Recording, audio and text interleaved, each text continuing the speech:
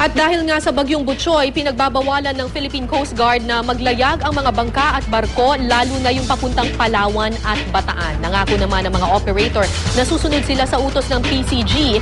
Pero dahil maganda pa ang panahon sa Metro Manila, ilang mangingisda ang nakita pa ring naglalayag.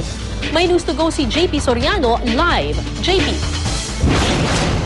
Yes, Kara, tama nga dahil nga sa Bagyong Butchoy ay epektibo na yung ginagawang pagbabawal ng Philippine Coast Guard para doon sa maliliit na bangka na maglayag muna ngayong araw.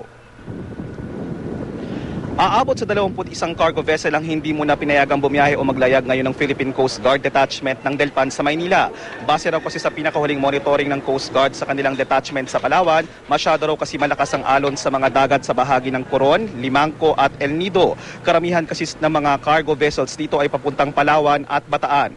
Karamihan naman sa mga operator ng mga bangka at barkong nakausap namin ay sinabing susundin nila ang utos ng Coast Guard para iwas disgrasya, lalo pat isang barko ang lumubog sa may Palawan.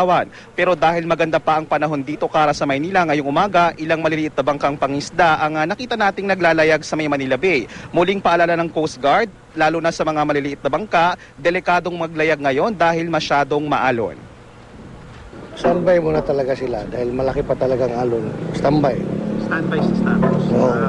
Pag sinabing standby, sir, does it mean na Hindi muna. Relax muna. Makiramdam muna tayo doon sa monitor muna namin yung Palawan.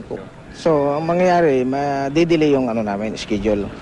So, naka-monitor naman kami sa Bagyo at sa ng Coast Guard.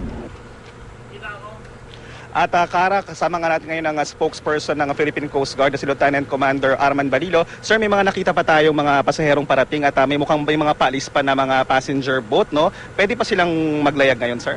Sa ngayon, pwede pa, no? Pero ulit-ulitin natin yung paalala ni Secretary Marojas, lalong-lalo na una sa mga mangisda na huwag nang maglayag sapagkat nakataas na yung gale warning sa buong kapuluan.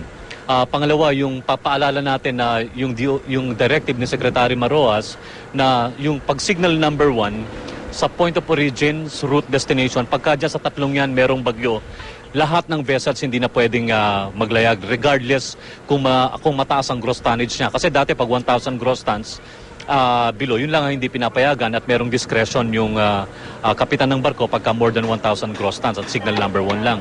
Ngayon po 1,000 gross tons, hindi na pwedeng maglayag kahit na po nakalayag na siya at doon sa pupuntahan niya merong signal, public storm warning signal, kailangan niya mag-take shelter at i-report sa Coast Guard yung kanyang status. Okay, maraming salamat po. At yan muna ang latest mula sa Maynila. JP Soriano, GMA News.